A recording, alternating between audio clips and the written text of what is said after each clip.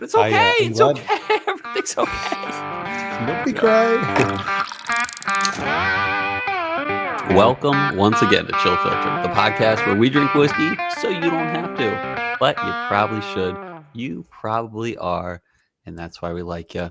Another fun episode, another great time. This is kind of a one-off episode while Bryan is out on vacation. So we don't know exactly what the number is or anything like that, or what the context is in the world right now. That being said, there's still much to talk about. One way you can support us this week is hit us up on, if you're an Apple Podcast listener, maybe you're 4 episodes in, you're hooked, and you really want to leave us a review. Leave us a review on Apple Podcasts because we haven't got a legitimate review in years, I don't think.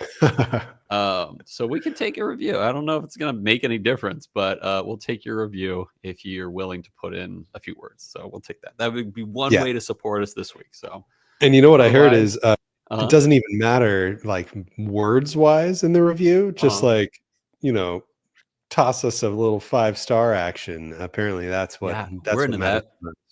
Yeah, we'll take that. And we'll also, like maybe you're like, and I think Cole's pretty good looking, or at least something complimentary wouldn't hurt. Wouldn't hurt.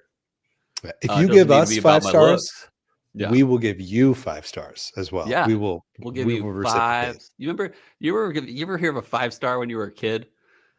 5-star hotel? No, when I was a kid, like we had this thing called a 5-star, and it was like just something. It's almost like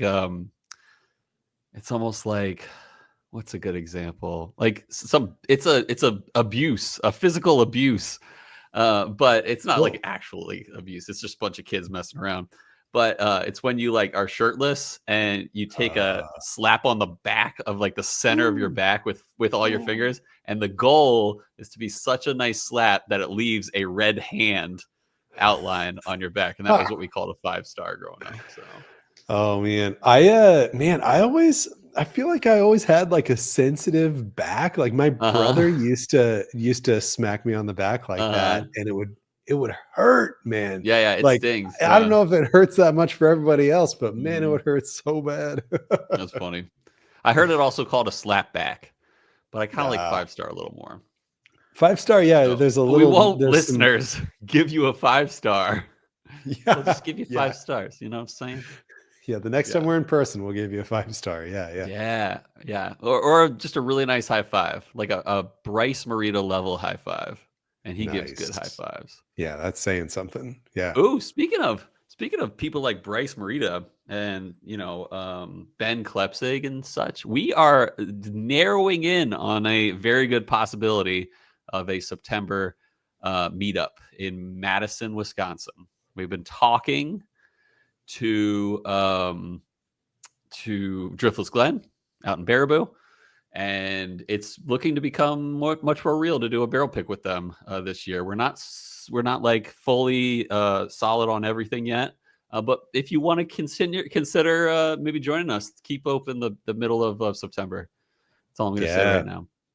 Yep. Also, I don't suppose maybe a little bit later after the break, do you have a little extra special shout out written down at all for a certain somebody? I don't think so. Wait, is he a new Patreon, John? Yeah, we're doing this right now. For that because this is a one-off episode. Oh, okay, well, whatever. And I don't want to give it to him like weeks later. When he should have been shouted out like the next week. So. Well, you know what? Here's what we'll do. We'll shout him out again now, just in case this has already happened. Dan McMillan. Dan McMillan. Thanks for signing up on Patreon. Dan is subbed up to the level enough where he's going to get those drink along samples, which is a $10 a month tier, by the way. $10 at least tier, and then he also gets the chill filtered stemless Glencairn on the way to him too. So nice. So thank you very much, Dan. Yeah, appreciate it. Yeah. Ballers. I was so happy to see that. What a baller. Double ding. Can't believe I didn't give a ding there. There we go. Yeah, so boy, do I have news for you. Are you ready for this? Bring it on. I watched the first 15 minutes of Hot Rod. Oh, nice. And you loved it. You were sold. Yeah, it was good. Yeah. You know what is funny? What a opener. The first 15 minutes. Apparently, the stuntman, the actual stuntman who hit the ramp, broke his leg on that shot. When he goes over the RV. Oh, I just assumed that was a doll. No, it looks like it, doesn't it? Yeah, it looks very ragdoll. Yeah. Yeah. Mm-hmm. Anyway, yeah, it was. I was watching Emma yesterday. We had a whole daddy-daughter day. Nice. Sam went down to Tucson to see some old friends, and my wife was away yesterday too. Yeah. Oh yeah. So it was basically just Emma and me all day, literally all day. And at one point in time, I had Hot Rod on, and we only got about 15 minutes into it before I had to take her to go feed her or something, and then never came back to it. But yeah, no, it's on some streaming. Who knows? Yeah, it's on Paramount Plus. Yeah, I got far enough into it that I watched him roll down the hill for 10 minutes. Funny story about that. The first time I ever watched it, probably mentioned this before. I had bronchitis, and I went into a coughing fit on that scene that would not end because I was laughing so hard for it's so dumb. Like he just keeps falling, and then he just keeps falling, and I just lost it. Like I was like, my lungs were hurting that day because I couldn't stop laughing, couldn't stop coughing. So. Yeah. I was like, I keyed in late on it, the fact that it was going like way too long, and like, okay, this is a bit where it's just going to go on for freaking ever. And then I was like, and then I was curious if, what is it Monty Python and the Holy Grail? Something where there's something that's happening repeatedly, and they keep showing the exact same scene over and over again. I think it is Monty Python or something like that. Yeah. Like, where and someone's so I was running, waiting. I want to say, and it's they're getting closer. There's like a drum. There's like a drum roll or something. Yeah. And he's like running. And then anyway, I was watching to see if they were playing the exact same clip over and over again, like switching to a couple different clips and then coming back to another one, but they all seemed like they were fresh clips. It was art. It was definitely art. That's all I gotta say. Yeah. It was an artistic choice, definitely. Yes, it was. It was another thing that I'll say real quick is it seems like one of those movies or scripts or whatever where there's probably a decent amount of improv while they were filming. And it was like there were so many scene beginners and enders where it was like, how do we start this scene? I don't know. Let me just start giving these two guys high fives over and over again. Yeah. and then I'll sit down and that then we'll just is how it's done. Right. Yeah. And then or like at the end of a scene, it's like, how do I end this scene? I don't know, like dude just runs away, or like something like totally random happens at the very end of the scene. I never thought about that. And then we cut. Yeah, that's art for you. Yeah. They say what is MGM's I don't think it's an MGM film. It's probably Paramount film or whatever. But MGM's motto on the, when the lion roars, there's a Latin phrase there. It says "Ars gratia artis," which means art for the sake of art, and that's Hot Rod. Art for the sake of art. Yep. Pinnacle of humanity. I'm glad you liked. Maybe you didn't like it. Maybe you're holding your cards back. No. I liked it. Yeah. I'll finish it for sure. I'll finish it for sure because what's her name's in it, man? Isla Fisher. Yeah. Isla Fisher, Isla Fisher, Isla Fisher. Whatever. Yeah. I've heard people say Isla, but it sure looks like Isla. Yeah. I was talking to who was it? One of my best friends from college named his daughter Isla without the Y, but it was pronounced Isla. Yeah.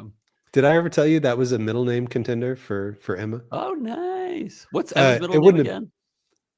Willow, like the tree. Nice. It wouldn't have been Emma Isla. It would have been, I don't know, something else. Would have been like Lafroig Isla. Yeah. Yeah, I know. I just could not. Isla. I could not bring myself. Turkey dump Isla. Yeah. So go ahead. Go ahead. Finish your thought. What? Remind me where that's from. Miles Ferguson. Or no, it was actually originally it was Robbie. Robbie was like, we should name your second daughter, Colonel Turkey Dump, which was like a mixture of, Colonel H. Taylor, Blanton's dump dates, and like wild turkey. And then it kind of stuck for a little bit. And then Miles Ferguson brings it up sometimes and asks about Colonel Turkey Dump and stuff. So. Dude, that's a prime. Write that down for a single barrel name, and like we could have like an art. Like if it's one where we get a artwork sticker thing, we could have Sam of a Colonel Turkey Dump. Yeah, Colonel Turkey Dump. Yeah, for sure. Anyway, that'll be once we get like maybe that'll be our first Sazerac pick. Will be there Colonel you go. Turkey Dump. Yeah, EH Colonel whatever. I could not bring myself to have there be any thought that I was particularly naming Emma after something whiskey related. It just it just didn't feel right. Yeah, there's something about that.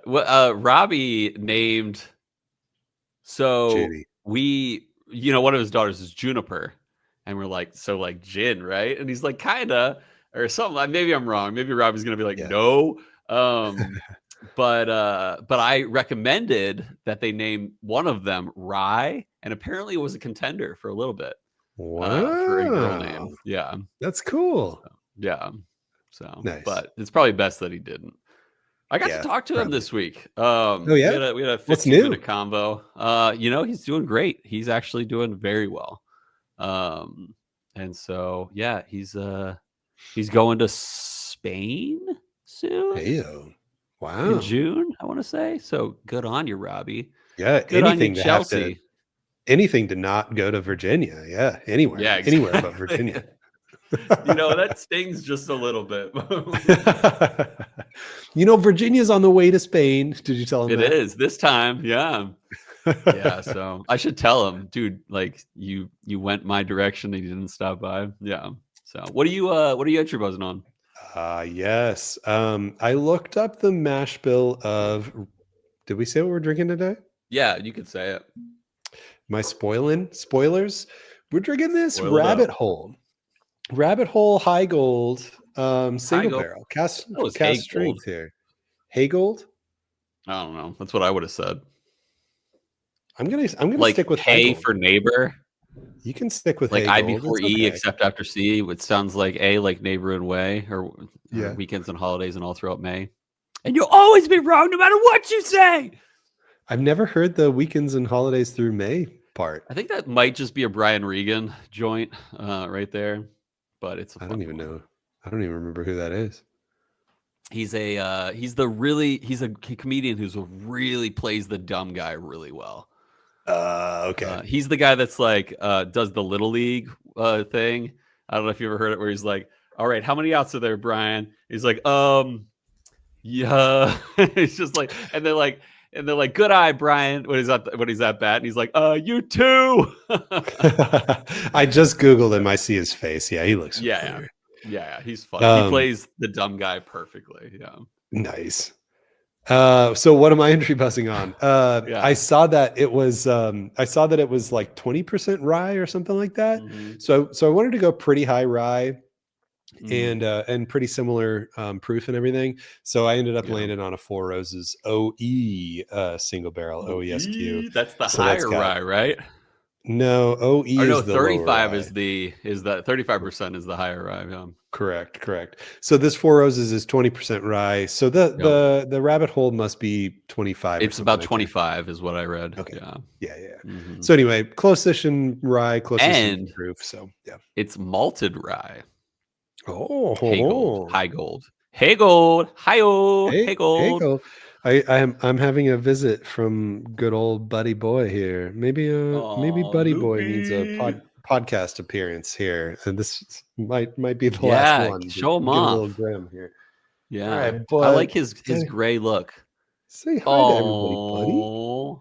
Say hi he looks to everybody. Healthy, dude. You got tuna breath like crazy, man. Ooh, tuna breath. All right, anyway. He's a cutie. I'm not too big into cats, but he's a good-looking cat. He's a cool dude. He's always so chill, just hanging out. Yeah. Here to party. Chill cat. That's why I like greyhounds, because they're basically chill cats. Yeah. Yep. That are happy to see you. Yeah. I am drinking this out of this sweet little Four Roses glass here. Oh, nice. Might as well. I feel like I never drink out of this, or maybe only when I drink Four Roses is when I drink out of this glass here. But so what do you got? What? I need more Glencairn Copita? What do they call these? Copitas. I only have 2, and every time I pick up, I usually drink the 2 for the water and ice and neat pour. I'll do the water and the water, or I'm sorry, the neat and the water in one, and the ice in the second one. But every time I pick them up, they're like my favorite glasses lately, and they have been for like almost a year now. So I need to just buy a few more because I only have 2. That's crazy that I only have 2. But I also love shape always reminds me. Oh yeah, we've been using those a lot lately. Of what's his name? Richard Patterson. Yeah, it always reminds me of Richard Patterson. Just like the shape of that glass, I just see him holding it up to his nose and flicking it on the ground. And hello, how are you? Yeah, hello, how are you? And then he's like, and then just. Anyway, right. So what Four are Roses, you drinking? What's the proof on your Four Roses? Oh, it is very, very close. Probably similar. Proof is 108 of my Four Roses, and the proof of the Heigold is 108.6. So that's the thing about Four Roses single barrel proofs is that they're usually about 108, like 105 to 110. Yeah. So, all right, what are you drinking? That's cool. I went high rye as well.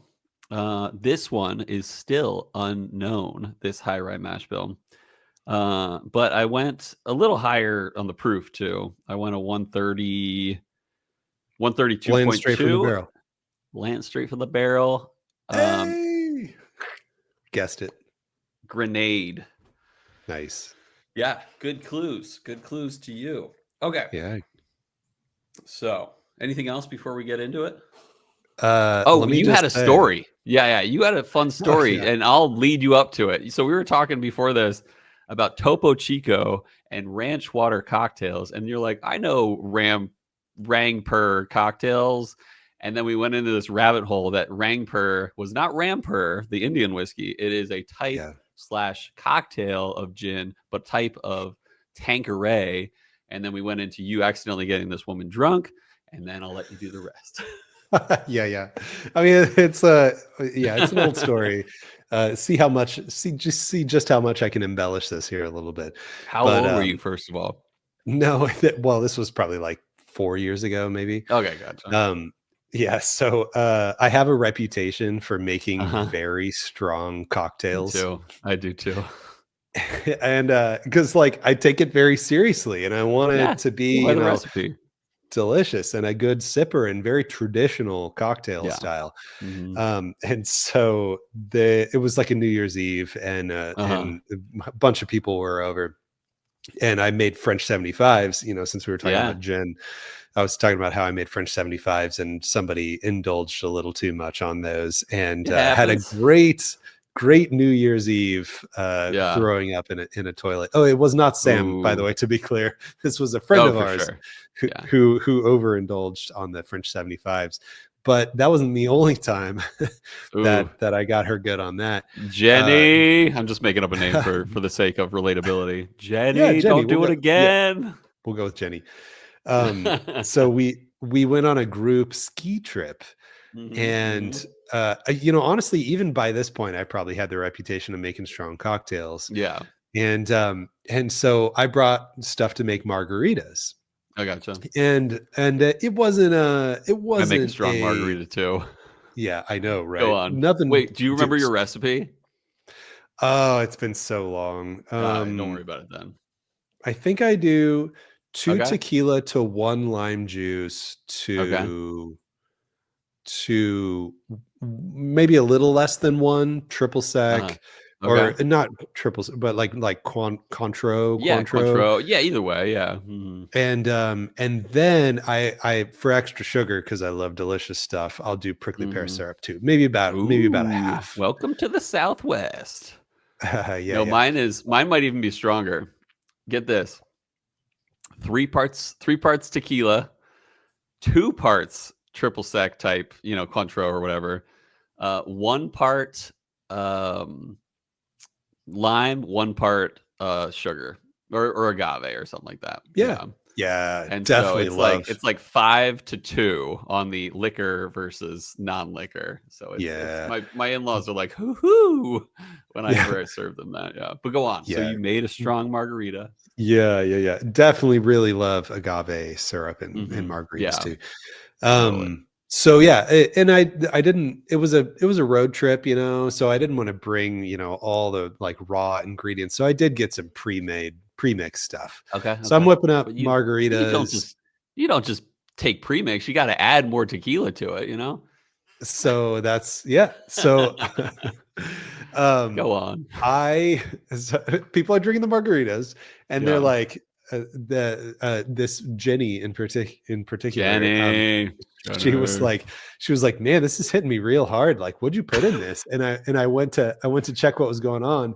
And what I didn't realize was the pre-made mix already had tequila in it. And then it was like ready to go margarita. Yeah. And then I added like a healthy amount of tequila. Yeah, probably like 1-to-1. Yeah. So my double tequila margaritas was just getting everybody trashed on the ski trip. That's great. Hey, where were you skiing? Was it like Flagstaff or something? That time it was actually Sunrise, way east Arizona. Okay. Nice. Oh yeah. Sunrise is the better. More like it too. I mean, it's like that's northeast Arizona is Colorado. Like it's on the verge of like Telluride level, like right. Yeah. And this is even like straight east from Phoenix, if I remember correctly. So not even so much, even so much north. New Mexico. Yeah. Yeah. It's actually very, very close to the New Mexico border. That's cool. Yeah, I don't think I've ever made. Okay. Well, last thing. Trash. Tell me about your little daddy-daughter day yesterday. So we had both girls, so it wasn't technically like dead because you got to make those official. You got to like, it wasn't like you got to call those shots. Yeah. But it was fun. Heather was out of the town for most of the day, like from like 8 to like 5. Man, and we synced up on this. That's exactly what Sam did. Oh, nice. Yeah. So we had a busy day. I do not like, if I can help it, I don't like staying at home too long. I get cabin fever and I just need to get out. So what we did, here's the full order of service. We left even before Heather left. We went to a coffee shop with toys. They have a toy section, so they were playing with the toys, and I'm just watching them play while drinking a latte. Decaf, of course. And then there was a nearby farmer's market that was going on. So we bought a sourdough bread and we bought some peanut butter John things. And then we went to home real quick to change Baby Gray's diaper. And then we went to the library for some time, picked up 5 books and enjoyed our time while we were there. Then we went home, took some naps. But before we came home, before we went to the library, we stopped by the liquor store to see if they had a drop. They did not.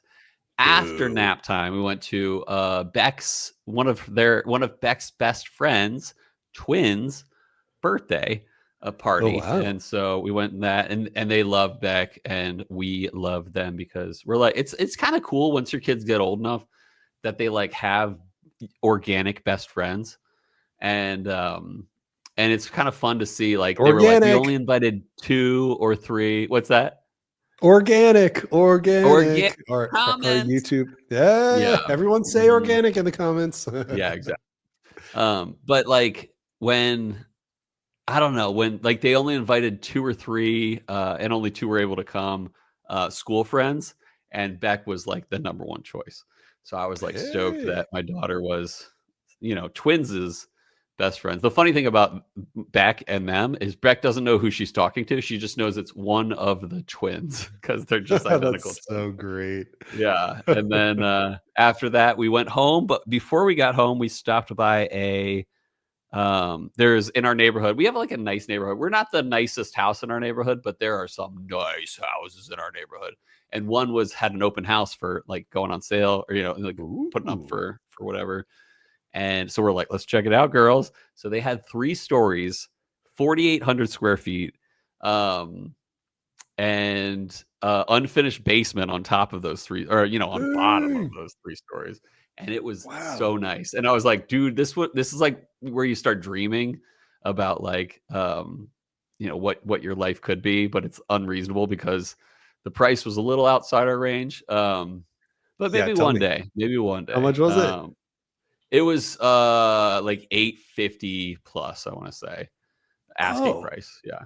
Dude, I was imagining like 1.5 mil or something crazy. No, in my area, in my neighborhood, we're far enough from Richmond to where if that was in Richmond, it would be $2 million house easily. Yeah, I'm with you. Yeah.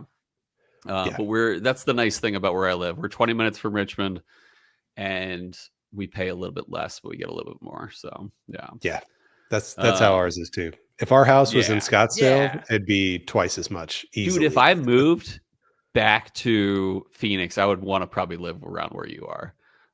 So cool. Prep Sounds your good. neighbors. Yeah, exactly. Sounds great. Yeah. I'll let you know when they're going to list their house for sale. Yeah. And then this like wave of sadness goes over me of like, yes, I could live in Phoenix, but I don't.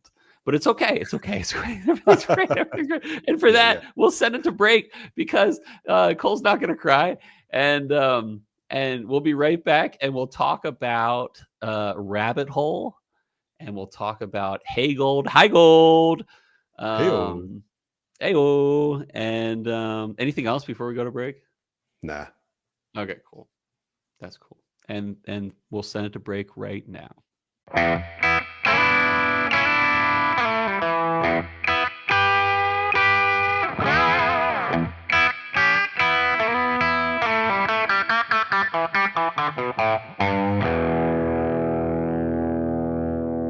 Hey, Cole, quick question. How many corn dogs have you thrown away this week?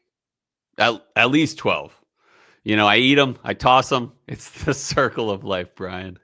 Wrong. That's wasteful. Say hello to Darnell's reusable corn dogs. The only corn dog you can eat, rinse, and repeat.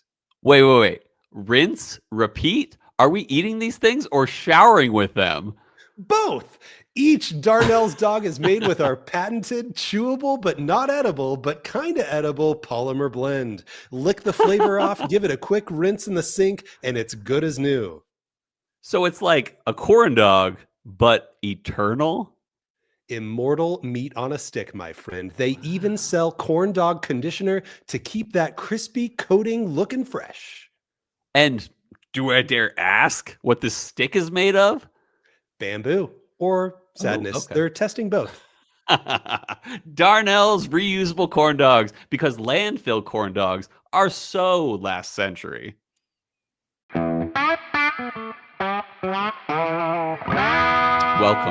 Welcome back, everyone. We are excited to be, we got to look this up. How do you pronounce Heigold or Heigold? I'm going to go with Heigold. You can call it whatever you want, but that's what I thought it was, like neighbor or way, hay, gold. And what we're drinking today is not only Rabbit Hole Heigold, we're drinking a cask strength variety single barrel from Trevor's pick, actually, in the Phoenix area, 108.6 proof. This is definitely our first Rabbit Hole Distillery product on the podcast. As I did the research, I was truly impressed by what they're doing at Rabbit Hole down in Louisville. We'll see how it tastes, but there's some history of the distillery right here. So founding year, actually 2012. A guy named Kava Zamanian. Many difficult things to pronounce here. Yeah. No, he looked maybe Middle Eastern or something like that. But I'm just taking a stab in the dark. That sounds like a Middle Eastern name, Kava Zamanian, or like Egyptian or something. Who knows? But either way, this guy was a clinical former psychologist and psychoanalyst. Freud, baby. Turned whiskey entrepreneur. You ever go to therapy, Brian? You don't have to answer that. I'll tell you what. I'll answer that for you. I've been to many a therapist in my life, and I have been to some that are obviously psychoanalysts. And for those who don't understand, psychoanalysts are typically like subscribers of Freudian psychology. And if you hear certain things that are like, that sounds Freudian, like like pure daddy issues and things like Oedipus complexes and stuff like that. Yeah, that's Freud. And I went to one time, and like within the first 20 minutes of our session, he's like, yeah, you have daddy issues. And I'm like, bro, I do to some extent, but like, don't start the session with that. Like, I don't know. It was funny. Right. And I love my dad, for the record, and my dad is awesome. And I don't really have really bad daddy issues. That's something I can pretty confidently claim. But even if I did, don't start the first session with that. But anyway, right. It seems like an easy conclusion to just jump to. Yeah. And like, what do you expect, dude? Like, I don't know. And I quit after the first session with that guy. Because I was like, I don't need someone claiming I have an Oedipus complex next session. So right. Yeah. So location. They found it in Louisville, in the heart of Nulu. You ever heard of that besides the distillery? Or the No, company? I thought you were just talking about the distillery or where the check it out. It's Nulu is New Louisville. It's like a neighborhood. Oh, that's right. Yeah. You told me that recently. Yeah. Yeah. So it's the Rabbit Hole Distillery facility. The distillery itself opened as a hospitality kind of vibe thing in 2018.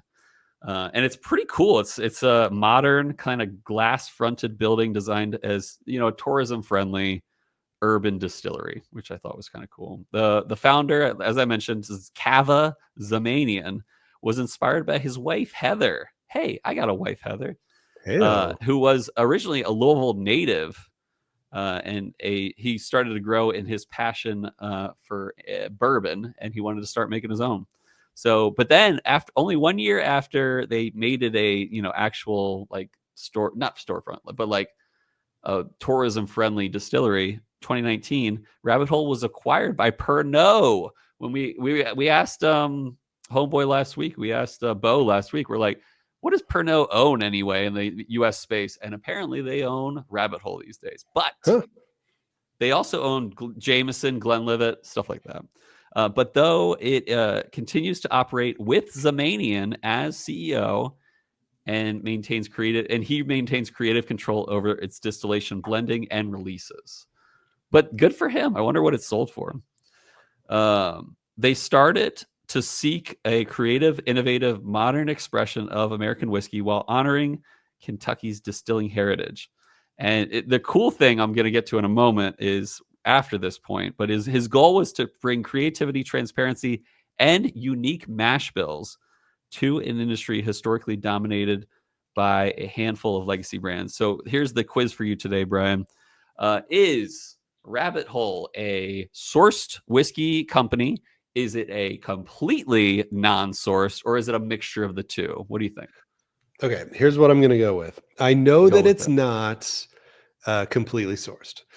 Okay. So I'm going to go with both because I had it in my head for a long time that they sourced, but then I only recently found out that they also distill their own stuff too. So I'm going to go both. Wait, they source? You found out they sourced? No. Okay, so they don't source. Everything they do is in-house, which is kind of cool. I think I just assumed, like, to me, it just kind of looks like a brand that is like a MGP brand. It does. It really does. And that's what I assumed until today.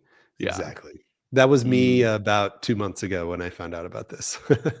Yeah, they are known for producing contemporary Kentucky bourbon and rye with non-traditional mash bills, often featuring, unique grains like malted barley and wheat. I don't know why I wrote that. It was one, I kind of copied it. That's not that's not unique grain. But they are transparent in their whiskey making. 100% of their whiskey is distilled on site at the Rabbit Hole Distillery in Louisville. Nice. They are their distillery is super cool. Apparently, I've never seen it. I guess I didn't look it up, but I've read about it. That it's like a really cool looking distillery. Like I said, they're transparent on aging and distilling practices. They do not source whiskey, which is super cool. All in house. Nice. They use custom proprietary mash bills for every expression. with a focus on balancing classic bourbon rye flavors with the grain combinations that go with them. They are, everything is aged in full size charred American, like 53-gallon barrels in their on-site rick house in Louisville. So they're doing stuff kind of right. I don't know where this Zamanian guy found all the money to wait so long, and because all of his products are at least 3 years old. So let's go over some of his core products, or Rabbit Hole's core products.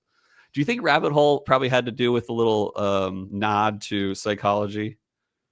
The name? I think that, well, I know that their branding is all about Alice in Wonderland. So I just assumed they were Alice in Wonderland lovers. Talk about psychoanalysis. Alice in Wonderland, man. Anyway, talk about Oedipus complexes. You know what I'm saying? No, I'm kidding. I don't know how that applies, but that's all I think about when I think of Sigmund Freud. Right. Cave Hill, which is their 4-grain straight bourbon. It's kind of their like base bourbon. It is 70% corn, 10% malted wheat, 10% honey malted barley. Don't know what that's about. And then 10% malted barley. Aged at least 3 years and 95 proof. Interesting. You have and then they have their Boxer Grail, similar, but it is a straight rye of 95.5 rye. It is 95% rye, 5% malted barley. Aged at least 3 years. Why? Since that is 95.5, I wonder if that's why I got it stuck in my head that they were just like MGP or something. MGP's doing something right on that one. Heigold. This is one of their normal products, but this one isn't a 4-grain bourbon. It's just a high rye straight bourbon. It is 70% corn, 25% malted rye, and then 5% malted barley. Interesting. Malted rye bourbon. Aged for at least 3 years, 95 proof, unless it's a cask strength single barrel, which we're drinking today.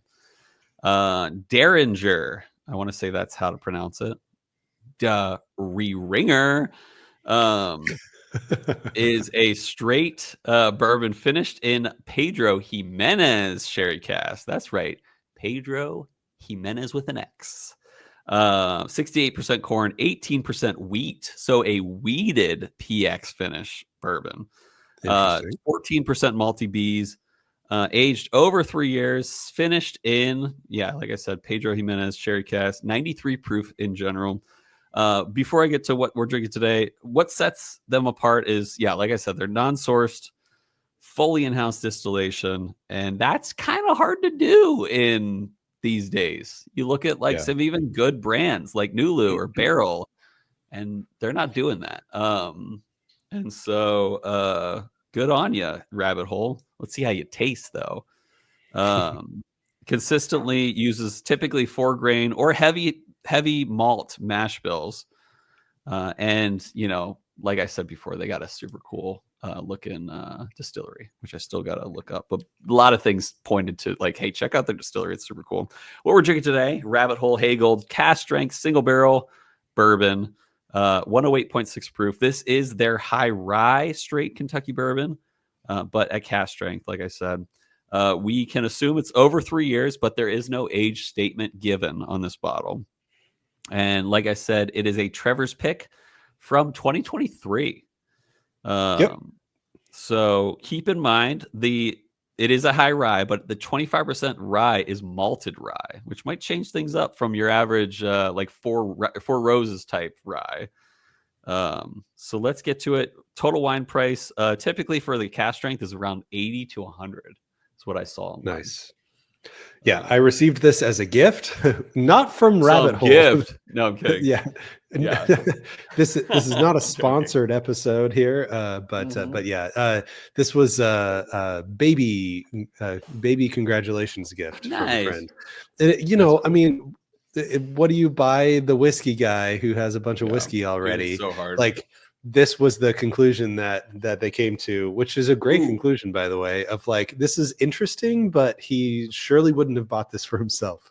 Totally. So here's a funny thing. So like, that's a question, a legitimate question. Maybe we can like even wrap the Maybe that'll be our what whiskey would you choose today. What do you get the whiskey guy who probably has most things already? That is a good question. Let me write that down before we forget.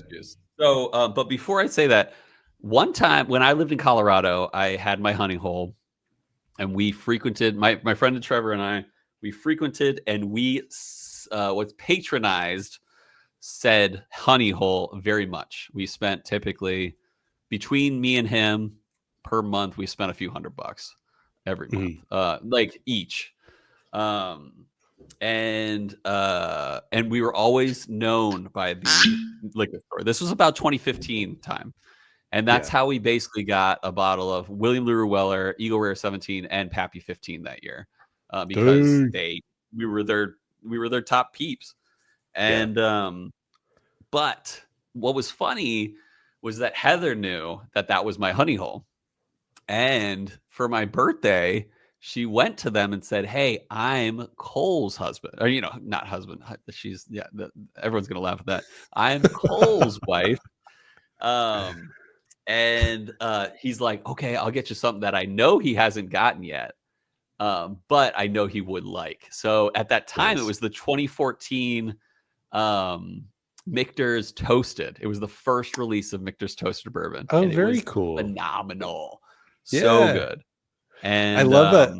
The idea of how that conversation would have started, like she would have just had to be like, "Hey, so do you know this guy named Cole who comes in here a lot?" Yeah, he spends a lot of money. How much is he spending exactly? Don't tell me, I don't want to know. Yeah, exactly. But like, you should tell Sam maybe some of your connections and just pull a move like that and just be like, Sam, you should go into this, certain spot that I know the guy. And if he looks like this, he's the guy. And then be like, "Hey, I want to buy something for my husband, but I don't know." And he might load her up. You never know. I've heard of people doing that. I've heard of people doing that purposefully. Really? Yeah. It's a little sleazy. Yeah, don't get me wrong. When it's truly authentic. You can tell her it could be authentic if if you ever want to, Sam. I'll leave it to if it happens on its own, it happens on its own. I got to point out here real quick, on the side of the cork is a little rabbit jumping down the rabbit hole. I had See that? Nice. There you go. That's a rabbit, and he's going down the hole. Yeah, it's a rabbit jumping in a hole. I didn't even see the hole part. Doesn't get much more Freudian than that. Oh, and by the way, this there are like 4 different artworks that they do. It's the exact same liquid in all the different bottles. Oh, cool. Really? But like you get to choose which like color and character that you want. So you're saying everyone with that label has a 108.6 proof badge?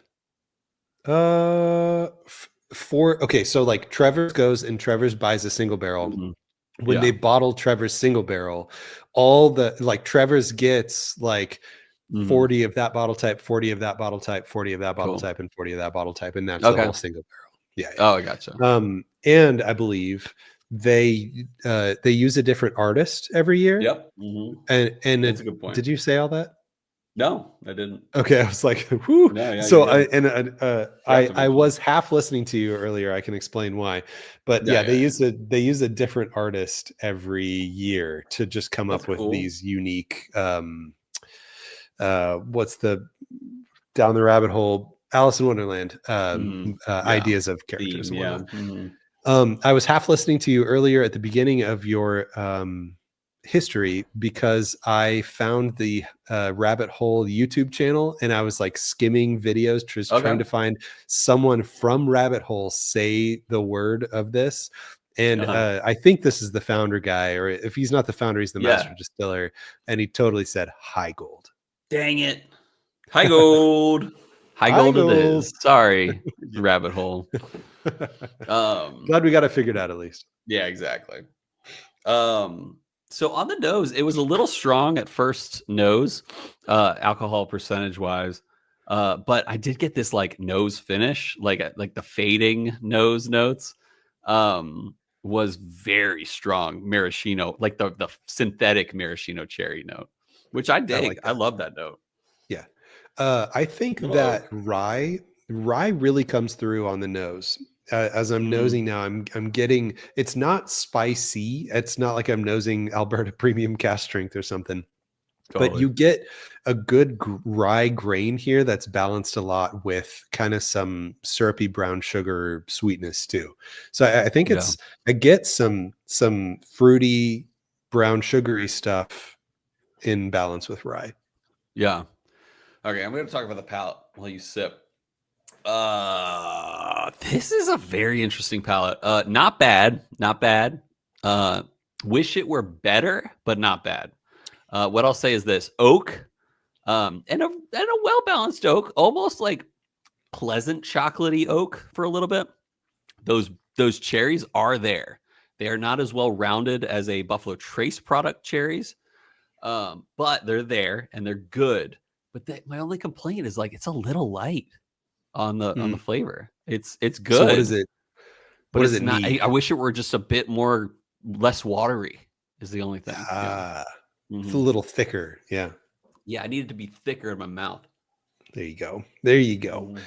I totally agree on all that. I think there's a surprising amount of oak here because there's not an age statement. Something in my mind. We can assume it's probably not much more than 4, if at the most. Well, yeah. I don't know why. But that's good for a less than 4 year, probably.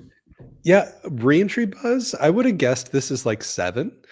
I think I would have too.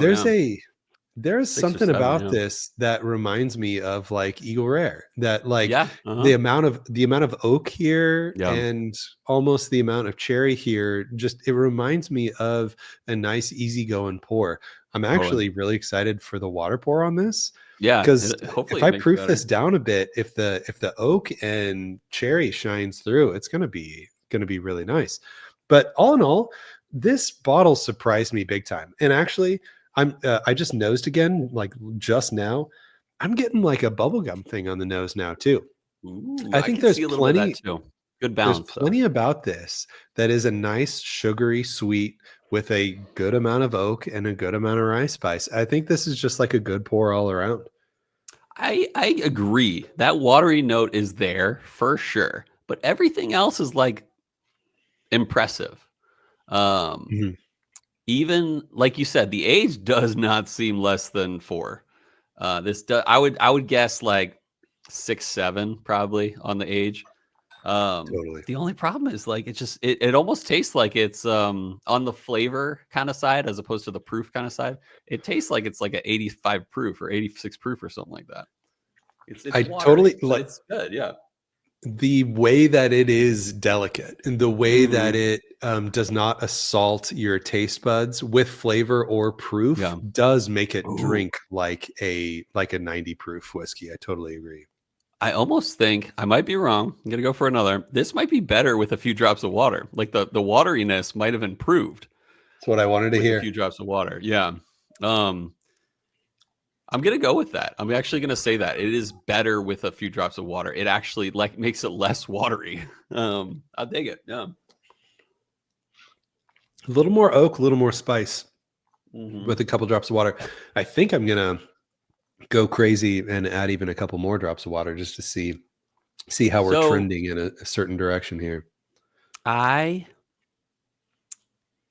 tip my hat to you, Rabbit Hole, because this is actually pretty good for a young product. This is like the youth. This is incredible for the youth. I imagine is going into this barrel.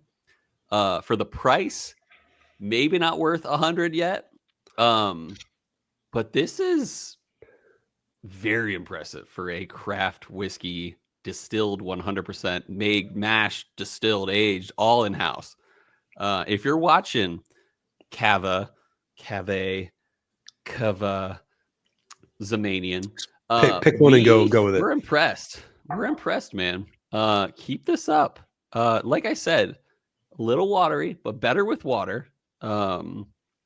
We'll see how the ice pour goes, but I think this is, you guys are onto something here. Yeah. Actually, let me pour my ice pour in another Glen like a pro, and take one last neat sip. I'm a little on the fence on water now. Maybe it's because I added a little too much water now, but the nose got a little. I almost put the cork on my Glen. Been there. Oh, I've sniffed my microphone. I don't know how many times. Oh wait, that's not what I'm supposed to do. Yeah. Can you give me some microphone nose? The people need to know finally after all these years. Muted. Yeah. See what I did there?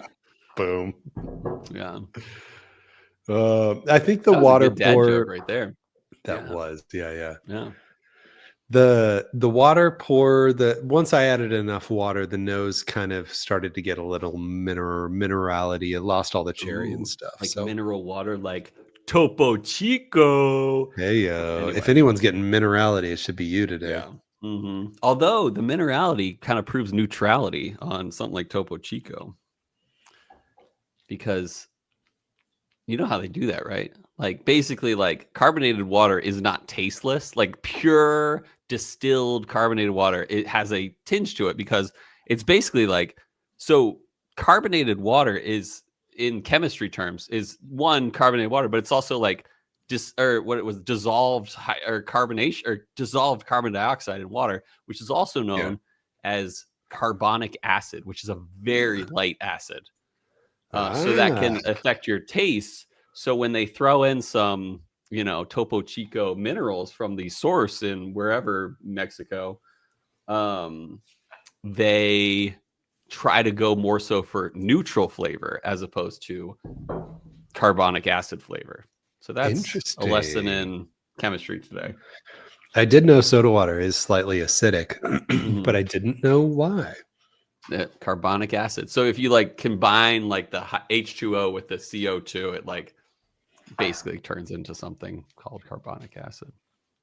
I think I'm neat over water on the Rabbit Hole, because it lost some viscosity and it lost some of that brown sugar, maybe a little banana thing that was going on with water. So sticking with the neat, I think overall, just from a flavor and mouthfeel standpoint. Did you try ice yet? I'm icing right now. I will say this: I don't know about ice to water, but ice beats neat to me. Really? I would venture to say ice beats water and neat. This made up for it right here. Like this awesome. Takes away my watery complaint. I'm all oak on the nose with ice right now. I guess I didn't get my nose notes. No, I'm still getting that cherry. A little bit of oak. This is good. I dig it. What do you think? Better? Though, yeah. Than neat? The ice palette is very sugary. The ice palette is very fruity, very sugary, very oaky. It's it's you don't want to over thicker. Ice this.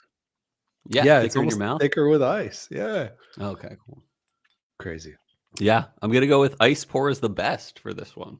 You never know. This is a single barrel, everyone. So like we're just giving a general analysis on one single barrel from one distillery. So, but I'm impressed. Yeah. Overall, I mean, this has got me interested enough that I'd be looking for maybe single barrel of other variants. Are there single barrels of other variants? They're right. If they're doing the Heigold. If they're doing Heigold, I imagine they would probably do it like a Derringer or the Boxer Grail or the Cave Hill. Why not? They're all different mash bills, so why not do that? They have a premium release. Oh, yeah? Did you see anything about that? Oh, what's it called again? I did see that in my research, but I forgot. I don't remember. Let me look. But I want to say, there's a release that's like in the upper hundreds of dollars. Nevelier. I have no idea. It is finished in French oak from Nevers and Allier forests in France. They have a Mizunara. I'm sorry. That's one of their ones. Is they do a lot of unique mash bills with extended aging in the finishes. One is Mizunara. One is Starlino, which is a Italian cherry vermouth cask. And then they have the Nevelier, which is the Nevers and Allier forests in France, oak. Nice. So anyway, go on.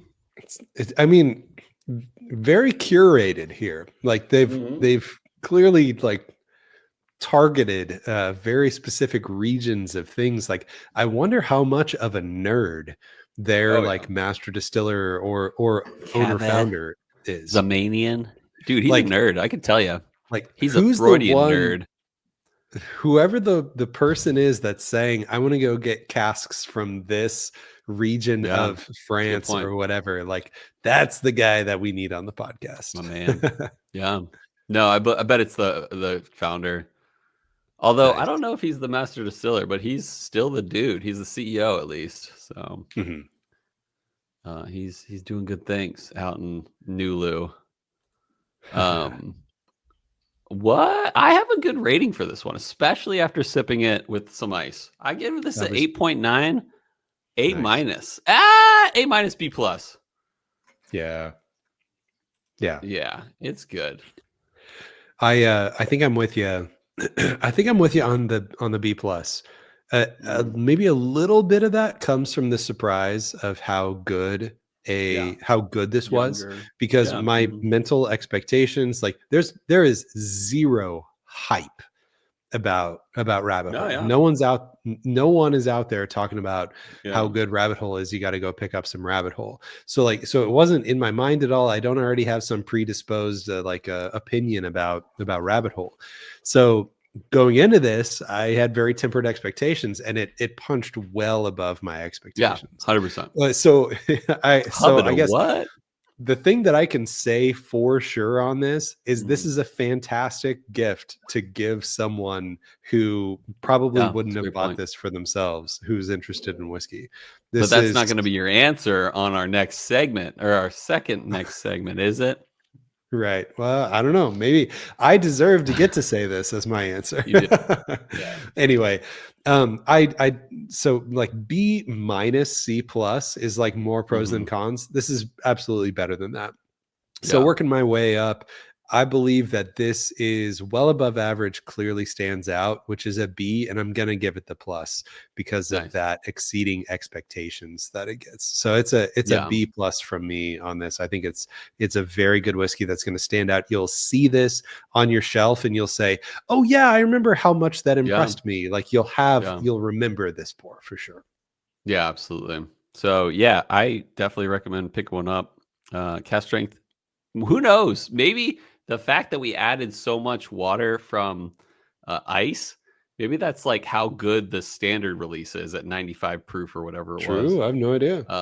So yeah, keep that in mind, listeners. They didn't pay us. They didn't reach out to us. They didn't give us any bottles. They're doing good stuff out in Nulu. Rabbit Hole is. So yeah, I guess it's now that we've given our ratings, it's time for our next segment of the show. A segment that we like to call Whiskey World News. All right, everybody, welcome back. This is Whiskey World News, and today we're reading an article from Decanter.com. This is written by good friend of the podcast, Martin Green.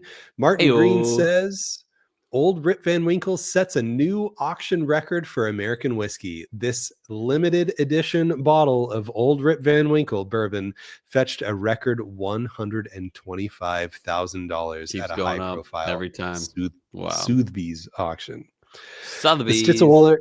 Sotheby's, thanks. I don't know. This is the mispronunciation episode.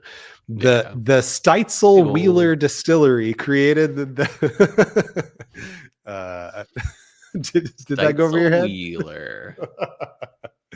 The Stitzelweller Distillery created the Van Winkle selection for the 2007 Kentucky Bourbon Festival. 2007. Whew. Sotheby's assigned this ultra rare bottle at a pre-sale estimate of 30 to 50,000, but it easily exceeded expectations at the auction. It ended up becoming the most valuable single bottle of post-prohibition whiskey ever sold at auction. So new record for any post-prohibition whiskey. Take that, whiskey Macallan. ever. Previous record was not too short for that. $107,000. $107,000. Good Lord. Wasn't it another Van Winkle though? Yeah, it was Van Winkle 18-year bourbon for Benny's. I think I did that in Whiskey World News a month or two ago. Yeah. Yeah. Oh my gosh. Somebody says this sale marks a defining moment for blah, blah, blah and stuff. Remarkable piece of American whiskey history. Limited edition bourbon bottled at full strength under the supervision of Julian Van Winkle III, of course. Wow. He signed the glass bottle. Oh my gosh. Wow. Which was designed by his son. Now I get why it was so much. Apparently it was signed by Julian Van Winkle. It was dated September 15th, 2007. That's cool. 62.8%. So what? 125 higher than any pappy they put out. Yeah. Ooh. Good Lord. That's it. Yeah, and you said Stitzel-Weller, so yeah. No, I said Steitzel-Wheeler. Yeah. Oh, my bad. Different in entirety. Yeah. Mm-hmm. Yeah. Totally. Mm-hmm. So my thought as you were reading this was, what kind of money do you have to throw down $120 plus or $120 plus $1,000 to buy a bottle like that? So here's the real question. If you have that kind of money to throw around and you throw it around, are you drinking it?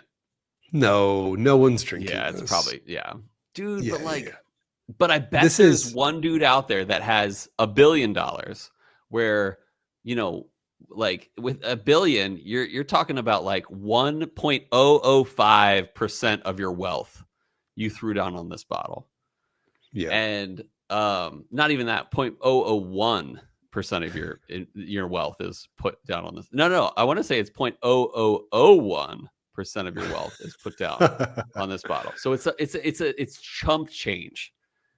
Right. If you're a billionaire, would you drink it? If I was a billionaire, hell yeah. Point. At that point, it's like, absolutely. Hey, there are only so many people on this earth that have dranketed a 120 plus proof Van Winkle from Stitzel-Weller. That was signed by Julian himself. To me, that is drinkable if I have $1 billion. But if I don't, maybe I'll keep it in the closet for a little bit. See, I just feel like that's drinkable. Billionaires with that much money, like they're on to other things, like they're not just whiskey nerds like us. You know what I mean? I don't know. Yeah, billionaires probably, but what multi-millionaires? That's a dent. Let's say you have $3 million, then that's 1/30 of your, a little over 1/30 of your fortune. Yeah. On one bottle. That's a different story. Do you invest by holding on to it, or do you drink it? Yeah.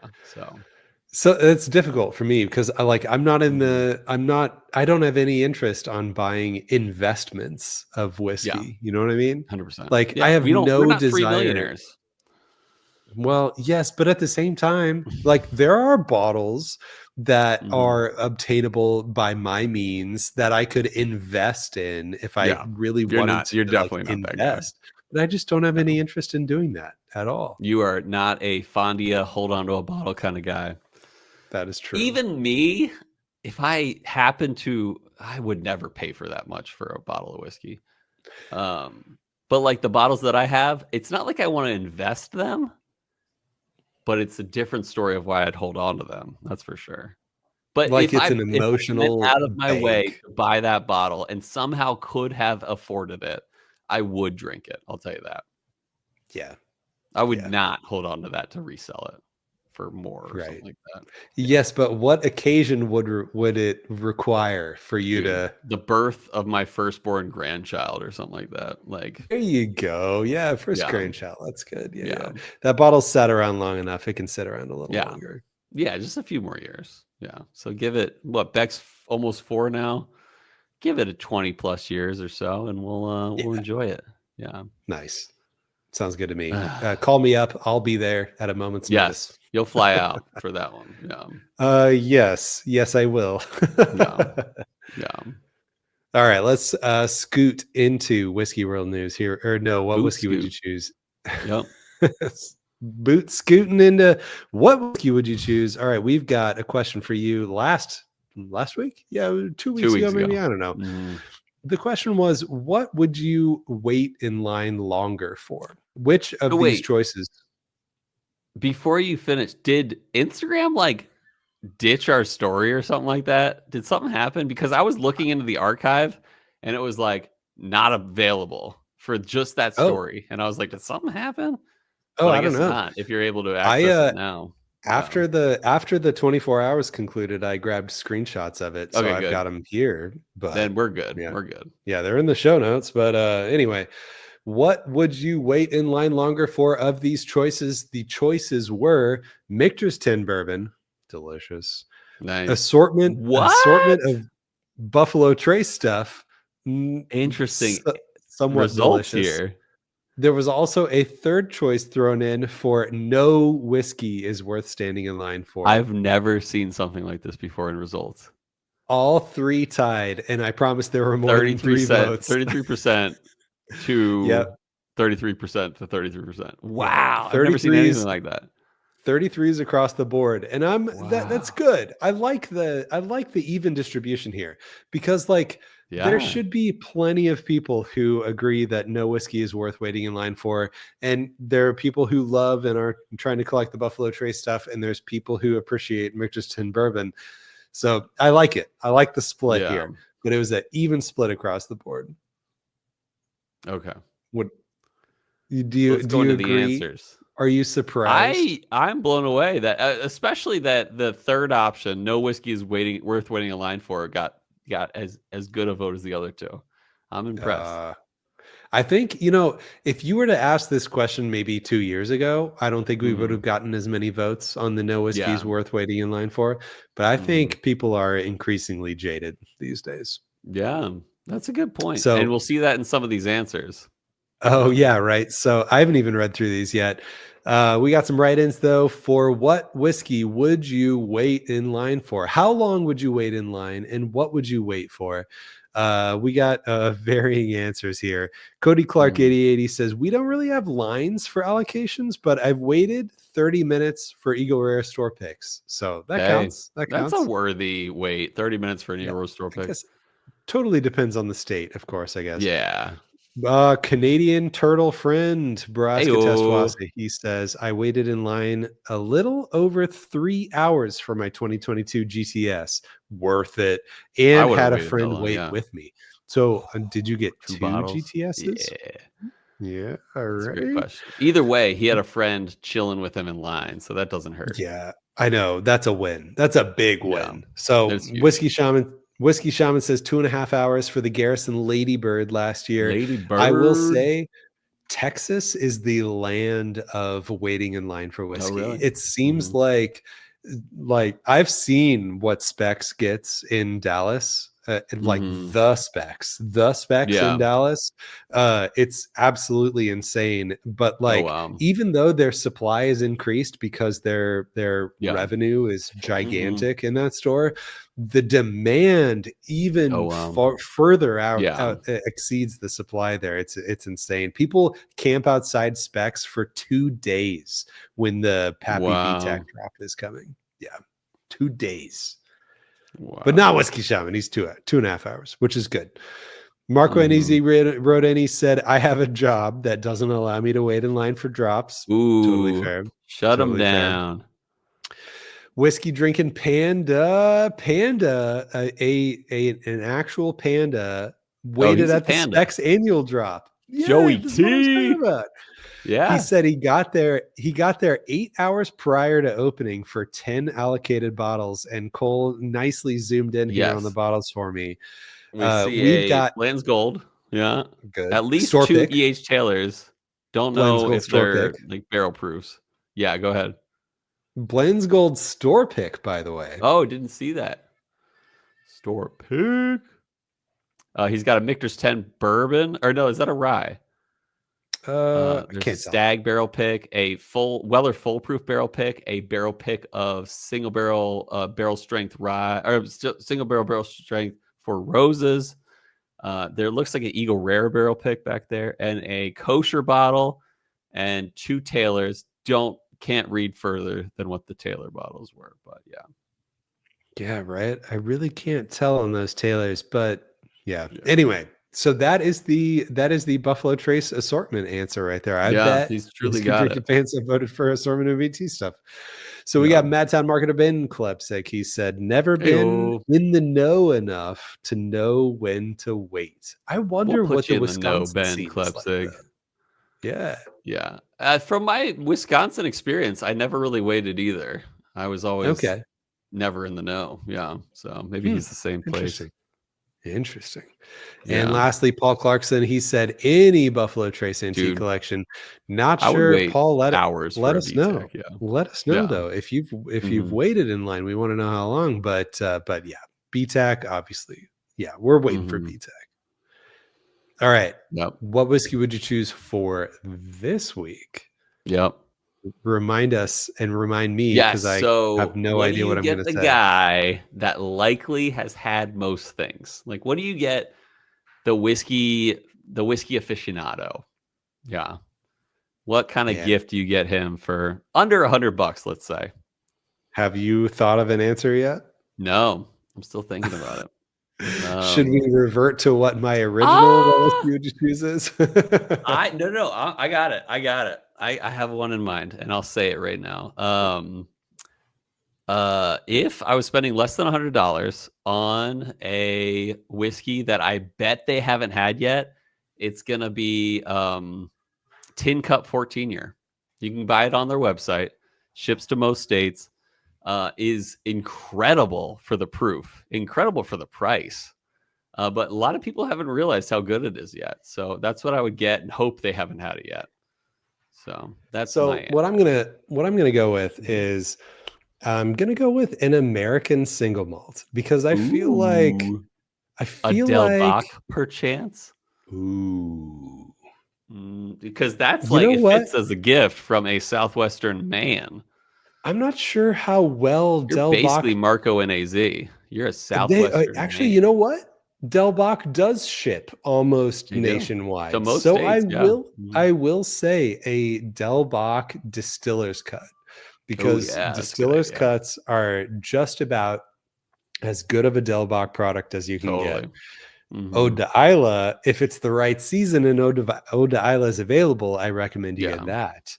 But single barrel Del Bach, that sounds like a great idea. And because I feel like in general, like if it's a dude that has a lot of whiskey, it's likely, unless your name is the whiskey shaman, it's likely that you don't have much American single malt, and it's a really underappreciated category.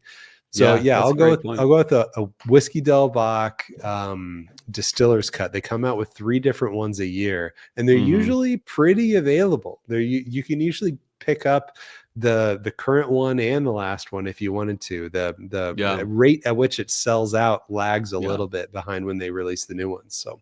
So check them out. You can order them online. You can have them shipped to you too.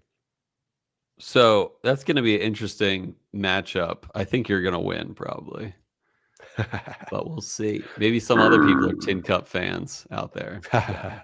I will say, dude, way back in the day when I was just a mere listener of the show, you sent me some Tin Cup. 10? It had to have been 14. 10 or 14, yeah. I wouldn't have sent you anything else. Yeah, either way, they're great. Now I can't remember. But I remember that was another pour that really impressed me too. Like I couldn't believe that it was impressively flavorful for the proof. Because those are only like 88 proof, something 86, like that. That's it. Yeah. Yeah. Or no, I'm sorry, 84. That's Tin Cup. 84 proof, and it's so good. It is very good. Yeah. And I like and it's such value too, because even the Tin Cup 10 year was only like $60 or something like that. Yeah, it's like less than 60 in Virginia. It's like 55. Yeah, man. We got to make it out to Colorado one of these days. Yeah, that'd be fun. That's in Tin Cups in I forget, Denver, I think. No, it's in the Western Slopes. I forget. Where is Tin Cup Distillery? What? Distilled in Indiana, bottled in Colorado. Did you know it's MGP? Yeah, 100%. 100%. I didn't know that. Yeah. I'm no longer interested. Count me out. I'm not going. I'm out. And for that reason, I'm out. Yeah. All right. So what do we shouldn't say what we're drinking next week, because we have no idea what we're drinking next week. Exactly. So, but I hope you guys had a good time. I hope you guys will highly consider Rabbit Hole and the cool things they're doing. That's for sure. Yeah, and I hope that you will consider American single malts a little bit more, maybe. I know, even I will say the extent to which they are rare in a Whiskey Bros collection, they're pretty rare in like bars and restaurants too. It's pretty hard to be able to just get a pour of a single malt. So like, I feel like in general, you have to just go all in on a bottle. But I encourage you. I hope that you just decide to go in on a bottle of American single malt sometime soon. What's that one unbent whiskey? Was that the Texas one that Randall sent in? That one was good. Bent Distilling Company out of somewhere in Texas. Their single malt was good. Yes. So shout out to that was the one I liked the most, right? Yeah. I tried it later on and I was like, yo. So I hope you guys try Unbent by Bent Spirits out of Texas. And for that, I hope most of all that you whiskey, that I whiskey, that you love whiskey. But most of all, listeners, I hope that our love of whiskey lifted your spirits.